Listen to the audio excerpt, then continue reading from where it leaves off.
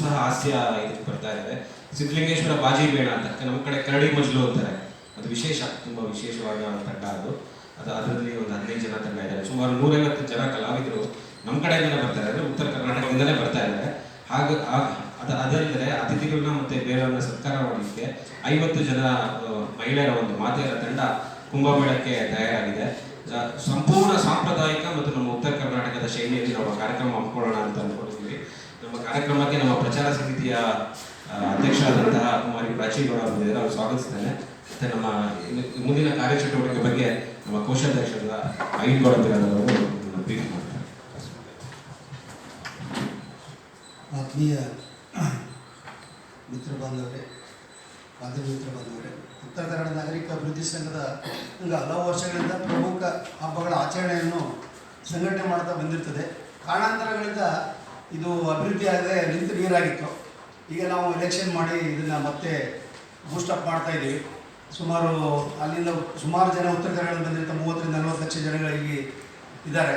ಅವರಿಗೆಲ್ಲ ಒಂದು ಅನುಕೂಲ ಆಗಲಿ ಅಂತ ನಾವೊಂದು ಈ ಸರ್ಕಾರದಿಂದ ನಮಗೆ ಕೊಟ್ಟಿದ್ದ 10,000 ಸ್ಕ್ವೇರ್ ಫೀಟ್ ಜಾಗವನ್ನು, ಅದರಲ್ಲಿ ನಾವು ನಮ್ಮ ಕಾರ್ಯಕ್ರಮ ರೊಟ್ಟಿ ಪಂಚಮಿನ ಕಾರ್ಯಕ್ರಮ ಹಬ್ಬವನ್ನು ಮಾಡಬೇಕು ಅಂತ ನಾವು ನಿರ್ಧಾರ ಮಾಡಿ ಅದರ ಜಾಗದ ಪರಿಚಯನೂ ಆಗುತ್ತೆ.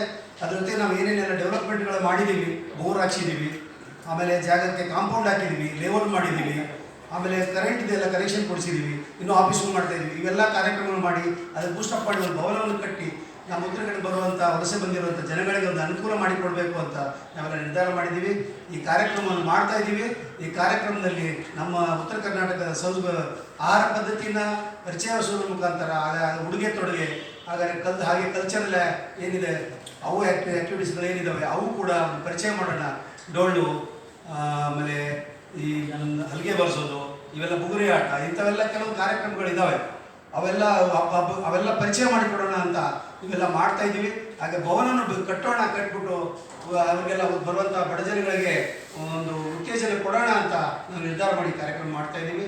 ದಯವಿಟ್ಟು ತಾವೆಲ್ಲ ಈ ಇದನ್ನು ತಮ್ಮ ಮುಖಾಂತರ ಪ್ರಚಾರ ಮಾಡಿ ಈ ಕಾರ್ಯಕ್ರಮ ಯಶಸ್ವಿಗೊಳಿಸಲು ಸಹಕಾರಿಯಾಗಬೇಕಂತ ತಮ್ಮಲ್ಲಿ ಕೇಳಿಕೊಂಡು ನನ್ನ ಮಾತನ್ನು ಮುಗಿಸ್ತೀನಿ.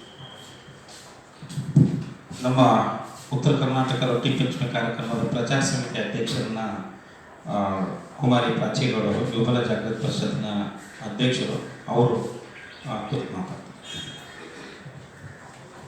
ಎಲ್ಲರಿಗೂ ನಮಸ್ಕಾರ. ಕ್ಷಮೆಯಲ್ಲಿ ಸ್ವಲ್ಪ ಲೇಟಾಗಿ ಬಂದೆ.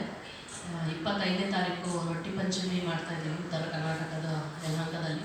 ರೊಟ್ಟಿ ಪಂಚಮಿ ಯಾಕೆ ಮಾಡ್ತಾ ಇದ್ದೀವಿ? ಪ್ರತಿ ವರ್ಷವೂ ಈ ರೊಟ್ಟಿ ಪಂಚಮಿ ಮಾಡ್ತಾನೆ ಬರ್ತಿದ್ದೀವಿ. ಸುಮಾರು 30 ವರ್ಷದಿಂದ ನಮ್ಮ ಈ ಉತ್ತರ ಕರ್ನಾಟಕ ಸಂಘದಿಂದ ರೊಟ್ಟಿ ಪಂಚಮಿ ಮಾಡ್ತಾ ಇದ್ದೀವಿ. ಈ ರೊಟ್ಟಿ ಪಂಚಮಿ ಹಲವಾರು ಹಬ್ಬಗಳು ಉತ್ತರ ಕರ್ನಾಟಕ ಸಂಘದಿಂದ ಮಾಡ್ತಾನೆ ಇದ್ದಾರೆ. ಈಗ ರೊಟ್ಟಿ ಪಂಚಮಿ ಮಾಡ್ತಾ ಇರೋ ಉದ್ದೇಶ ಏನಂತಂದರೆ, ಎಷ್ಟೊಂದು ಜನ ಇವತ್ತು ನಾವು ಬೆಂಗಳೂರಲ್ಲಿ ಆಗಲಿ ಹಲವಾರು ದೇಶಗಳಲ್ಲಿಯೂ ನಮ್ಮ ಉತ್ತರ ಕರ್ನಾಟಕ ಜನ ಇದ್ದಾರೆ. ಇವತ್ತು ನಮ್ಮ ಹಬ್ಬ ಸಂಸ್ಕೃತಿ ಯಾವುದು ಮರ್ತು ಹೋಗಬಾರ್ದು ಅಂತ ಹೇಳಿ ಈ ರೊಟ್ಟಿ ಪಂಚಮಿನ ನಾವು ಮಾಡ್ತಾ ಇದ್ವಿ. ನಿಮ್ಮ ಸಪೋರ್ಟಿಂದ ಇನ್ನೂ ಹೆಚ್ಚಿನ ಜನಕ್ಕೆ ಇದೊಂದು ಪ್ರೋಗ್ರಾಮ್ನ ರೀಚ್ ಆಗಲಿ ಅಂತೇಳಿ ದಯವಿಟ್ಟು ಇದನ್ನು ಎಲ್ಲ ಕಡೆ ಸ್ವಲ್ಪ ಪ್ರಚಾರ ನಿಮ್ಮಿಂದ ನಮಗೆ ಸಹಾಯ ಮಾಡಿ ಅಂತ ಹೇಳಿ ನಾವು ಕೇಳ್ಕೊತೀವಿ.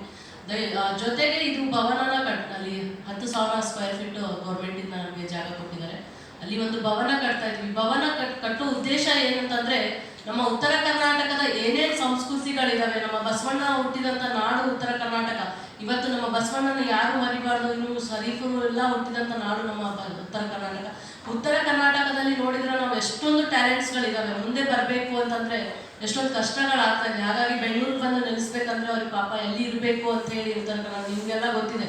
ನಮ್ಮ ಉತ್ತರ ಕರ್ನಾಟಕ ಇನ್ನೂ ಆದ್ರೂ ಹಿಂದುಳಿದ ನಾಡು ಅಂತಾನೆ ಕರಿತಾ ಇದ್ದೀವಿ ನಾವು. ಅದು ಮುಂದೆ ಬರಬೇಕು. ನಮ್ಮ ಟ್ಯಾಲೆಂಟ್ಸ್, ಉತ್ತರ ಕರ್ನಾಟಕದ ಟ್ಯಾಲೆಂಟ್ಸ್ ಇನ್ನೂ ಎಲ್ಲ ಕಡೆ ಗೊತ್ತಾಗಬೇಕು ಅಂತಂದ್ರೆ ನಾವು ಅದಕ್ಕೆ ಒಂದು ಭವನ ಕಟ್ಟಿ ನಮ್ಮ ಯಾರ್ಯಾರು ಯೂತ್ಸ್ ಇದ್ದಾರೆ, ಎಷ್ಟೊಂದು ಜನ ಟ್ಯಾಲೆಂಟ್ಸ್ ಇದ್ದಾರೆ, KS ಮಾಡಬೇಕು, IAS ಮಾಡಬೇಕು ಅಂತೇಳಿ ಎಷ್ಟೊಂದು ಜನ ಸ್ಟೂಡೆಂಟ್ಸ್ಗೆ. ಆದರೆ ಬೆಂಗಳೂರಿಗೆ ಬಂದು ನಾವು ದುಡ್ಡು ಖರ್ಚು ಮಾಡಿ ಪಾಪ ಒಂದು ಕೋಚಿಂಗ್ ತೊಗೋಬೇಕಂದ್ರೆ ತುಂಬಾ ಕಷ್ಟ ಆಗುತ್ತೆ.